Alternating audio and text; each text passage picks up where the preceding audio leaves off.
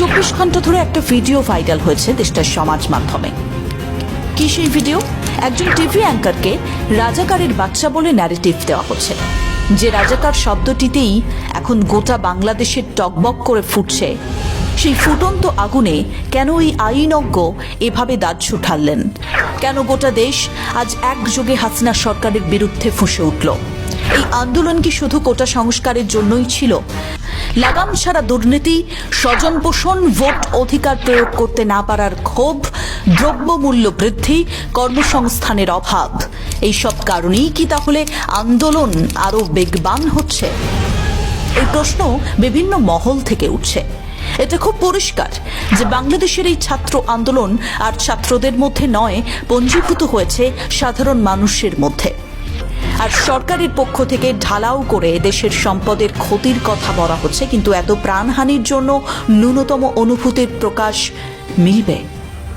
দেখুন, আন্দোলন বাড়ছে, আরও বাড়বে বলে গণতন্ত্র মঞ্চ জানাচ্ছে। এখনো পর্যন্ত জারি রয়েছে সহিংসতা। এমন পরিস্থিতিতে কোন দিকে যাবে বাংলাদেশের ছাত্র আন্দোলন ভাবতে না চাইলেও এবার বিষয়টা নিয়ে ভাবতে কিন্তু হচ্ছেই। কারণ গোটা দেশের পরিস্থিতি এখন অনিশ্চিত বলা যায়। আর ঠিক সেই সময় প্রধানমন্ত্রী শেখ হাসিনার আহ্বান যে তিনি আলোচনায় বসতে চান। আন্দোলনকারীদের দাবি মেনে সরকার কি ভুল স্বীকার করবে? কেন গোটা দেশ আজ একযোগে হাসিনা সরকারের বিরুদ্ধে ফুঁসে উঠল? এই আন্দোলন কি শুধু কোটা সংস্কারের জন্যই ছিল? আন্দোলনকারীরা এখন ঠিক কি চাইছে? আমাদের রিসার্চ টিম গত কয়েকদিনে এই বাংলাদেশের ঘটনায় রিসার্চ করে উল্লেখিত যে প্রশ্নগুলো তুলে এনেছে, আমরা সেই প্রশ্নগুলোরই বিশ্লেষণ করার চেষ্টা করছি। দেখুন, বাংলাদেশের জনগণের মধ্যে সরকারের বিরুদ্ধে ক্ষোভ কিন্তু বেশ আগেই তৈরি হয়েছে। আর তার জন্য দায়ী হতে পারে দেশের লাগামহীন দুর্নীতি, বেকারত্ব এবং নির্বাচন প্রক্রিয়া। বাংলাদেশের গণমাধ্যম, আন্তর্জাতিক মহল, সমাজ মাধ্যমে উঠে আসা তথ্য থেকে এই সমস্ত বিষয়গুলো আসলে খুব পরিষ্কার হয়ে যাচ্ছে দিনের পর দিন। বাংলাদেশের নির্বাচন পদ্ধতি নিয়ে বারে বারে প্রশ্ন তোলা হয়েছে, বারে বারে বলা হয়েছে সেখানকার সাধারণ মানুষের ভোটাধিকার খর্ব করা হয়েছে, গণতান্ত্রিক পরিবেশ নষ্ট করা হয়েছে, ভোট চুরি করা হয়েছে, ছাপ্পার ব্যাপক পরিমাণে অভিযোগ কিন্তু রয়েছে। সে দেশের মানুষ বলছে তারা নাকি বছরের পর বছর ভোটাধিকার প্রয়োগ করতেই পারেননি, যা নিয়ে একটা অসন্তোষ তৈরি হওয়া ছিল বাংলাদেশের জনগণের মনে। তার সাথে যোগ দিতে পারেন বাংলাদেশের ব্যাপক পরিমাণে দুর্নীতি, সেটা নিয়েও কিন্তু এমনটা চাপা ক্ষোভ জনগণের মনে। আর এই দুর্নীতির কথা যখন সামনে এলো, তখন আমরা মন্তব্য না শুনিয়ে পারছি না। আমার বাসায় কাজ করে গেছে পিয়ন, সে এখন 400 কোটি টাকার মালিক। হেলিকপ্টার ছাড়া চলে না। হ্যাঁ, বাস্তব কথা। কি করে বানালো এই টাকা? প্রধানমন্ত্রী যদিও বলেছিলেন বিষয়টা জানাজানি হতেই ব্যবস্থা নেওয়া হয়েছে, কিন্তু প্রশ্ন হচ্ছে একজন পিয়নের এত সম্পত্তি হলো কিভাবে? ঠিক কোন উৎস থেকে 400 কোটি টাকার সম্পত্তি খাড়া করলো সে? আর তাও কিনা খোদ প্রধানমন্ত্রীর পিয়ন। তাহলে একথা তো বলতেই হয় যে দুর্নীতির খুন অনেকটা গোড়াতেই লেগেছে। দেশটির প্রধানমন্ত্রী নিজে স্বীকার করে নিয়েছেন যে তার দেশে নয়, শুধু তার দপ্তরের কর্মীরাও দুর্নীতির সঙ্গে যুক্ত।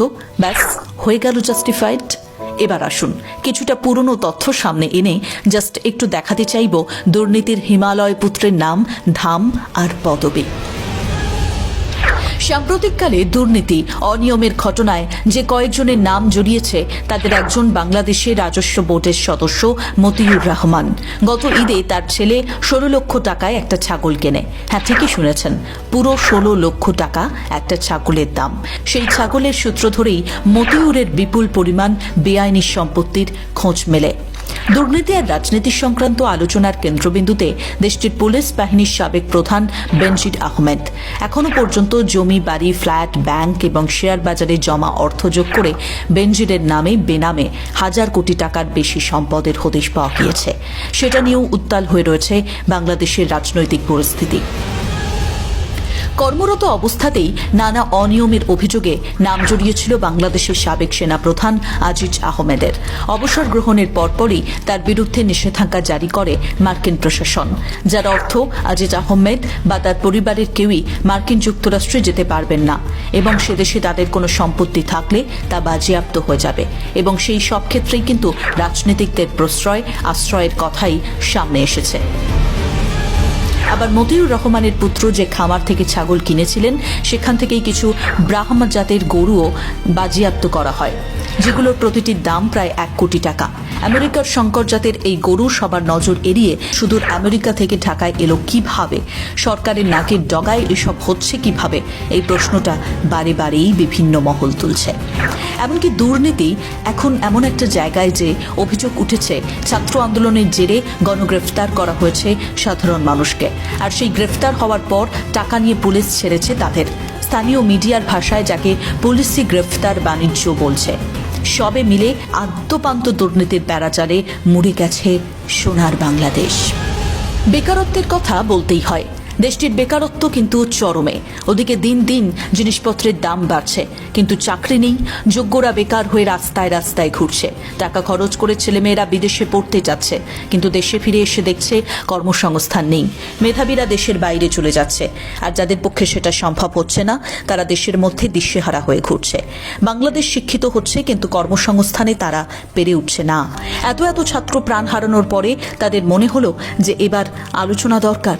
এই ভুলের বিচার কি হবে? ইউনিসেফও এই ঘটনার নিন্দার স্বরূপ হয়েছে। জুলাই মাসে বিক্ষোভের সময় অন্তত 32 জন শিশু নিহত হয়েছে বলে নিশ্চিত করছে ইউনিসেফ।